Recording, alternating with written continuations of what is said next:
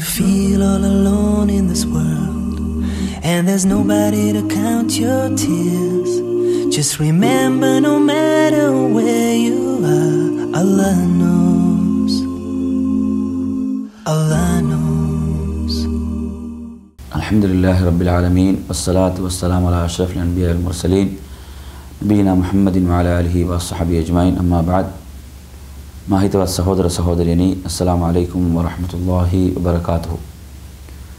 Islam අපට උගන්වන උසස් ගුණාංගයන් අතුරින් සාර ධර්ම අතුරින් ආගන්තුක සත්කාර කිරීමත් ඉස්ලාම් අපට උගන්වන ඉතා උසස් වූ ගුණාංගයක්. මේ ගුණාංගය අප තුළ අපි ගොඩනගා ගත යුතුයි.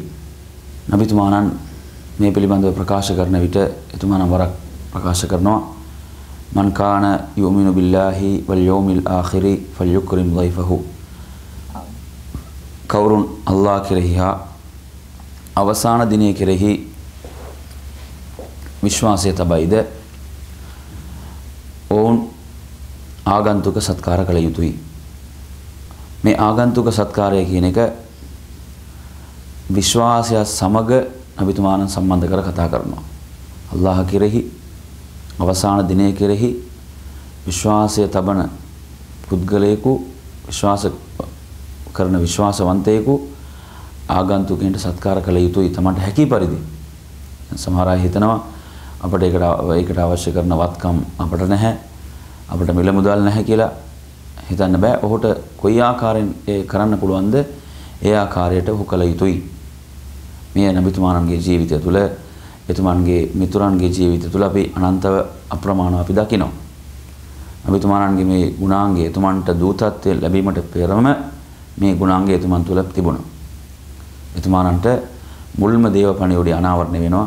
එතුමාණන් හිරානම් ගුහාවේ සිටින අවස්ථාවේදී ඒ මුල්ම දේව පණිවුඩය සමග එතුමාණන් තැති ගන්මිකට ලක් වී එතුමාණන් තමන්ගේ නිවස කරා ඉක්මනින් පැමිණ තමන්ගේ බිරිඳ ඛදීජා රලියල්ලාහු අන්හා තුමියට කියනවා මාව පොරවන්න කියලා.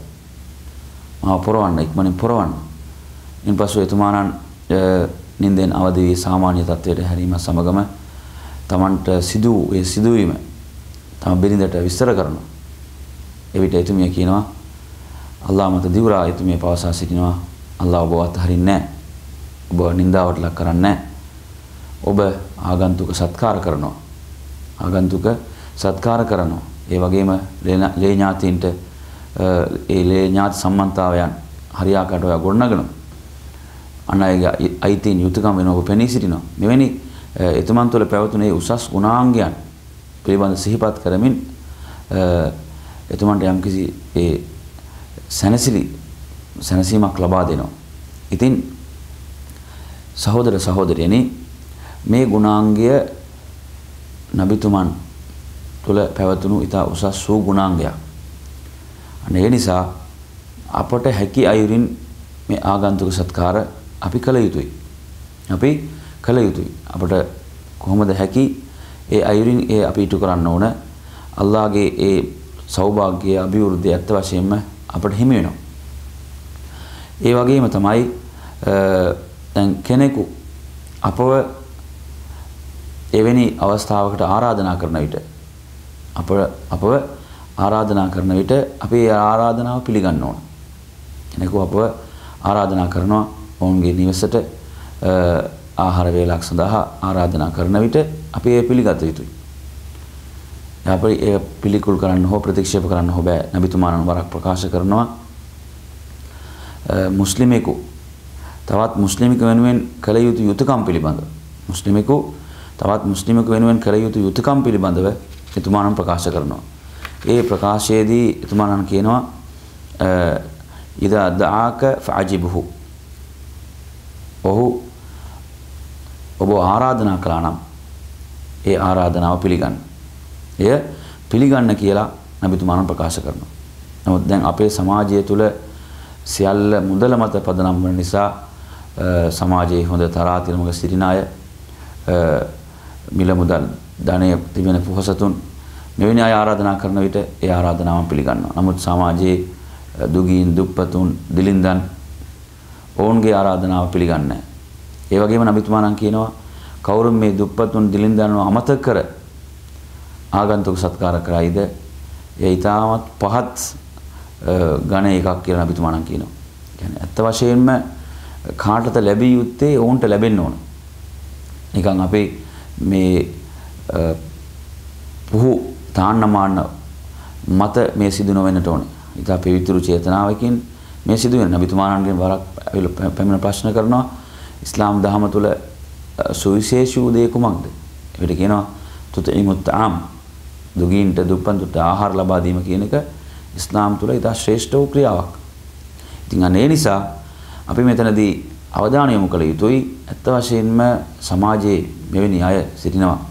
ඔවුන්ට අපි සලකන්නට ඕන. මෙවැනි අවස්ථාවන් වලදී ඔවුන්වත් අපි සහභාගී කරවා ගන්න ඕන කියන එක ඉතා වැදගත්. ඒ වගේම නබි සල්ලල්ලාහු අලයිහි වසල්ලම් තුමාණන් තවත් අපට උගන්වන ඉතා උසස් වූ විනයක් තමයි අල්-දියාෆතු සලාසතු අයියාම්. කියන්නේ ආගන්තුක සත්කාරය කියන එක දවස් 3යි. දවස් 3ක් තමයි ආගන්තුක සත්කාර කියන්නේ. ඊට වැඩිය ඔහු ඒ නිවසේ රැඳී සිටිනවා නම් ඒ ආගන්තුක සත්කාර ගන්නට වැටෙන්නේ නැහැ. ඒ සාමාන්‍ය දාන ධර්මයේ දානයකට ඒ ගණයට අයත් වෙන බව නබිතුමාණන් ප්‍රකාශ කරනවා. ඒ වගේම නබිතුමාණන් කියනවා ඔබලා යම් කිසි කෙනෙක්ගේ නිවසට ගියා නම් වැඩි කාලයක් එහි රැඳී සිටීම තුළින් ඔවුන්ට අසීරුතාවයක් ඇති වේවි. ඔබලාට නිසි ආකාරයට ඒ ආගන්තුක සත්කාර කිරීමට නොහැකි තත්වයක් ඇති වේවි. ඒ තුළින් ඔවුන්ටත් පාපයක් ඔවුන් පුරව ගන්න පුළුවන්. ඉතින් මේ තත්වයන් අවබෝධ කරගෙන ක්‍රියා කළ යුතුයි කියලාත් නබිතුමාණන් උගන්වනවා. එහෙමනම් මේ කරුණු කාරණා කෙරෙහි අපි අවධානය යොමු කළ යුතුයි. ඒ වගේම මෙවැනි අමුත්තන් අපේ නිවසට පැමිණෙන විට අපි කියන්නේ සිනාමුසු මුහුණින් ඔවුන්ව අපි පිළිගත යුතුයි. සිනාමුසු මුහුණින් අපි ඔවුන්ව පිළිගත යුතුයි. නිකන් ආවට ගියාර නොවේයි. ඇයි මේ සියල්ල ඉස්ලාම් මේ වෙනුවෙන් පින් කුසල් පිරිනමනවා. මේ යහපත් ක්‍රියාවන්. මේ සියල්ල යහපත් උසස් වූ ක්‍රියාවන්. ඉතින් අන්න ඒ නිසා මේවා අපි ඉතා කැමැත්තෙන් කළ යුතුයි. ඒ වගේම තමයි සමහර අය බොහෝ දුරට සිතන්නේ අපි දුප්පතුන් අපි දිලින්දන් අපිට කොහෙද මේ වගේ වත්කම් තියෙන්නේ. දැන් අපි දකිනවා නබිතුමාණන් සමග ජීවත් වූ මිතුරන් කොයිතරම් දුගීන් දුප්පතුන් වශයෙන් සිටියද. නමුත් මේ උසස් ගුණාංගයන් ඔවුන් තුල තිබුණා. ආගන්තුක සත්කාර කියන මේ උසස් සාර ධර්ම ඔවුන් තුල පැවතුණා. නමුත් කොයිතරම් දුගීන් දුප්පතුන් වශයෙන්ද ඒ ශ්‍රේෂ්ඨ යුගයේ ඒ උදාර පුරුෂයන් ජීවත් වුණේ. නබිතුමාණන් කියනවා තාමුල් වාහිදි යක්ෆිල් ඉස්නයින්. කෙනෙක්ගේ ආහාරය දෙදෙනෙකුට ප්‍රමාණවත් කියලා කියනවා. ඒ වගේම තාමුල් ඉස්නයින් දෙදෙනෙකුගේ ආහාර සිව් දෙනෙකුට ප්‍රමාණවත් කියලා එතුමාණන් කියනවා. තාමුල් අර්බඅති يعني සිව් දෙනෙකුගේ ආහාර 8 දෙනෙකුට ප්‍රමාණවත් කියලා නබිතුමාණන් කියනවා. මේ ප්‍රකාශයත් මුස්ලිම් වෙනි මුරාසවල සඳහන් වෙනවා. මේකෙන් එතුමාණන් කියන්න උත්සාහ කරන්නේ මොකද්ද? කියන්නේ ඇත්ත වශයෙන්ම මේ වගේ ප්‍රාර්ථකාමී හැඟීමක් අල්ලාහගේ ඒ අභිවෘද්ධිය ඒ ආහාරයට ලැබෙනවා කියන එක තමයි. දැන් කෙනෙකු තමන් ළඟ තිබෙන ආහාර ටික තියෙන්නේ සුළු ප්‍රමාණයක් කියලා ඔහු බියවන්නට පුළුවන්. නමුත් ඔහු තවත් කෙනෙකුට ඒකින් යමක් පිරිනැමීමට උත්සාහ කරන විට අල්ලාහ ඒකේ වාග්ය ඇති කරන බව තමයි මේකින් අපට පෙන්වුම් කරන්නේ. ඉතින් අන්න ඒ නිසා මේ ආකාරයටත් නබිතුමාණන්ගේ ප්‍රකාශයන් තුළ අපට දැක් ගන්නට පුළුවන්. ඒ වගේම තමයි සහෝදරවරුනි කෙනෙකු මෙවැනි තවත් කෙනෙකුගේ නිවසට ගොස් මේ වගේ ආහාර වේලක් අනුභව කළ විට ඔහු කළ යුතු ප්‍රාර්ථනාවන් පිළිබඳවත් නබිතුමාණන්ගේ ප්‍රකාශවල අපට ආදර්ශයන් තිබෙනවා. නබිතුමාණන් වරක් සාද් ඉබ්න් උබාදා රදියල්ලාහු අන්හු නිවසට ගොස් එහි එතුමාණන් ආහාර අනුභව කළා. අනුභව කිරීමෙන් පසු එතුමාණන් කළ ප්‍රාර්ථනාව තමයි අෆ්තර ඉන්දකුම් as-සායිමූන් වඅකල තාමුකුම් al-අබරාර් වසල්ලත් අලයිකුම් al-මලායිකා. අබූ දාවුද් වෙනි මූලාශ්‍රවල මේ පොත සඳහන් වෙනවා. උපවාසයෙන් පසු වන්නන් ඔවුන් උපවාසයෙන් මිදුණා.